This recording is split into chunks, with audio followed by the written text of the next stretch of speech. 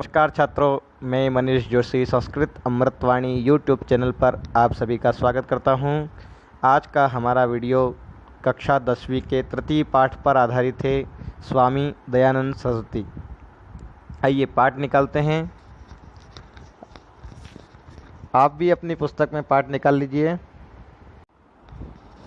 तृतीय पाठ महर्षि दयानंदः। भारतीय संस्कृति संसारस्य पुरातन संस्कृतिषु प्रधानतमा वर्तते। भारत की जो संस्कृति है वो संसार की पुरातन अर्थात प्राचीन और संस्कृतियों में प्रधान है। सभी संस्कृतियों में यह प्रधान मानी जाती है। समये समये अनेके महापुरुषाः भारते अवतीर्य एताम् अस्मद्देशीयां संस्कृतिं श्रेष्ठतया चरमसीमां नीतवन्तः। समय समय पर यहाँ पर अनेक महापुरुष उत्पन्न हुए हैं जिन्होंने अपने देश की संस्कृति को बढ़ाने के लिए या श्रेष्ठतम चरम सीमा पर पहुँचाने के लिए प्रयास किया है। महर्षि दयानंदः तेषु प्रधानतमः उन्नायकः आसीत्, अर्थात इनमें से महर्षि दयानंद सरस्वती भी एक प्रधान महापुरुष रहे हैं। अस्मिन् पाठे महर्षि दयानंदस्य जीवनचरितं प्रस्तूयते, अर्थात इस पाठ में महर्षि दयानंद सरस्वती का जीवन चरित्र दर्शा रहे हैं। महर्षि दयानंदस्य जन्म गुर्जर प्रदेशे ब्राह्मण परिवारे फरवरी मासे 12 दिनांके 24-उत्तराष्टादशतमे ईस्वीये वर्षे अभवत्, अर्थात महर्षि दयानंद सरस्वती का जन्म गुजरात के ब्राह्मण परिवार में हुआ था, जो कि 12 फरवरी 1824 को हुआ था। अस्य जन्मनाम मूलशंकरः आसीत्। इनका जन्म नाम जो था वह मूलशंकर था। महर्षि दयानंद सरस्वती का जो बचपन का नाम था वह था मूलशंकर। यदा एषः 16 वर्षीयः जातः, जब ये 16 वर्ष के हुए, तदा अस्य भगिनी स्वर्गम गता, तब इनकी जो एक बहन थी वह स्वर्ग को प्राप्त हो गई, अर्थात उनका जो है निधन हो गया। वर्षत्रयान्तरम चास्य पितृव्योपि दिवं गतः, और कुछ 3 वर्षों पश्चात उनके चाचा का भी देहांत हो गया। गृहे अन्येषु जनेषु विलपत्सु अयं संसारस्य अनित्यतां विचारयन् कथमहम अमरो भवेयम, अर्थात महर्षि बहुत ही बचपन में, मतलब बहुत ही छोटे काल में, जब उनके घर पर बहन का और उनके चाचा का देहांत हो गया तो बहुत सारे लोग रोने लग गए। तो इस प्रकार रोते हुए को देख करके संसार की अनित्यताम विचारें, अर्थात संसार क्या है, कैसा है यह संसार, कैसे मैं अमर बन जाऊंगा, ऐसा वह चिंता करने लग गए। और एकस्मिन् दिने मूलशंकरः सहसैव स्वगृहमत्यजत्, अर्थात एक दिन मूलशंकर ने अचानक से अपना घर उन्होंने त्याग दिया।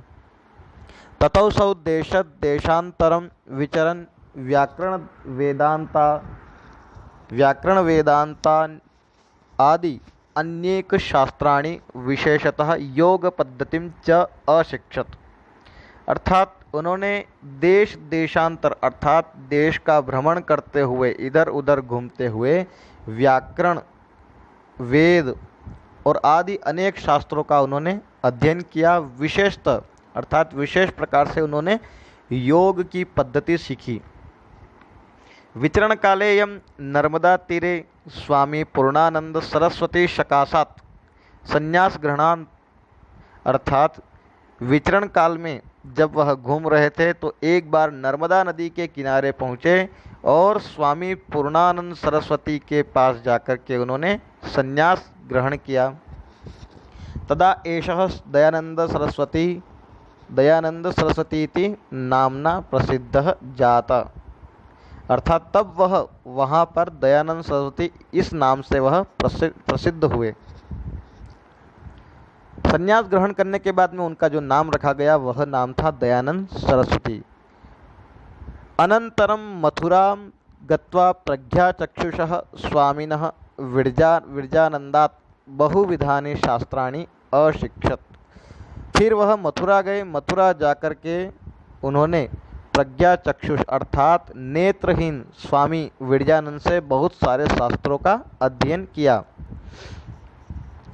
विद्या समाप्तो गुरुस्तमादिशत वत्स अर्थात विद्या समाप्ति के बाद में गुरुजी ने आदेश दिया और गुरुजी ने कहा कि हे वत्स, देशोऽयमस्माकं विद्यांधकारे पतितो वर्तते तद्गच्छ अविद्यांधकारम अपनय। अर्थात हे वत्स, तुम जाओ पूरे देश का भ्रमण करो और पूरे देश में जो अविद्या रूपी अंधकार है उसका विनाश करो और विद्या का प्रचार प्रसार करो। आर्ष शास्त्राणि उद्धर वैदिक ज्योति च पुनः प्रकाश है। अर्थात हमारे जो पुराने शास्त्र हैं उनका उद्धार करो और वैदिक ज्योति की स्थापना करो। अर्थात लोग वेदों की ओर लौटे, ऐसा सभी से प्रार्थना करो। दयानंदोपि गुरुमाज्ञां शिरसि कृत्वा पादौ प्रणम्य आशीषं च गृहीत्वा एतद्देशवासिनां मानवान् अविद्यांधकारात् उद्धर्तुं कार्यक्षेत्रं समागतः। अर्थात वह अपने गुरु की आज्ञा को सिर पर धारण करके उनके पैरों में प्रणाम करके और आशीर्वाद लेकर के वह देश में मानव में अविद्या रूपी जो अंधकार हैं उसका विनाश करने के लिए अर्थात उसको निकाल फेंकने के लिए अपने कार्यक्षेत्र में जुड़ गए। गुरोराज्ञां पालयन् देश समाजयोः उन्नत्यै निरंतरम भारतीय संस्कृति प्रचारम करोत्। उन्होंने जो प्रचार किया गुरु की आज्ञा का पालन करते हुए, वह देश और समाज की उन्नति के लिए भारतीय संस्कृति का उन्होंने प्रचार किया। किसकी उन्नति के लिए? देश और समाज की उन्नति के लिए, अपनी उन्नति के लिए नहीं, देश और समाज की उन्नति के लिए भारतीय संस्कृति का प्रचार प्रसार उन्होंने किया। पाखंडोन्मूलनाय वैदिक धर्मस्य च पुनः संस्थापनाय अयम संपूर्ण देशे बभ्राम। अर्थात वैदिक धर्म की स्थापना के लिए उन्होंने पूरे देश में भ्रमण किया। सामाजिक कुप्रथानां निवारणाय एषः आर्य समाजस्य स्थापना कृतवान। समाज में कुछ कुप्रथा थी, उसका निवारण करने के लिए उन्होंने आर्य समाज की स्थापना भी की। महर्षि विधवा अबलानां दलित वर्गानां गवाम च उद्धाराय सदैव प्रायतत। अर्थात महर्षि ने विधवा, अबला, दलित इस प्रकार के कुछ वर्ग थे उनका उद्धार करने के लिए और गवाम अर्थात गाय के उद्धार करने के लिए, गाय का उद्धार करने के लिए हमेशा उन्होंने प्रयास किया। स्वातंत्र्य भावना भी प्रथममेनैव महर्षिणस्माकं हृदयेषु जागृता। अर्थात स्वतंत्रता प्राप्ति के लिए जो भावना उत्पन्न हुई वह सबसे पहले जिसके हृदय में उत्पन्न हुई वह महर्षि ही थे। नाना विधानि दुखानि षड्वापि नायम कर्तव्य विमुखोप जातः। अर्थात बहुत प्रकार के दुख आए लेकिन अपने कर्तव्य से कभी भी स्वामी जी विमुख नहीं हुए, अपने कर्तव्य को कभी भी उन्होंने भूला नहीं। येनास्य महापुरुषस्य ख्याति सर्वत्र व्याप्ता। इस प्रकार से इस महापुरुष की ख्याति सभी दूर व्याप्त हुई। इनको स्वामी जी को सब पहचानने लग गए।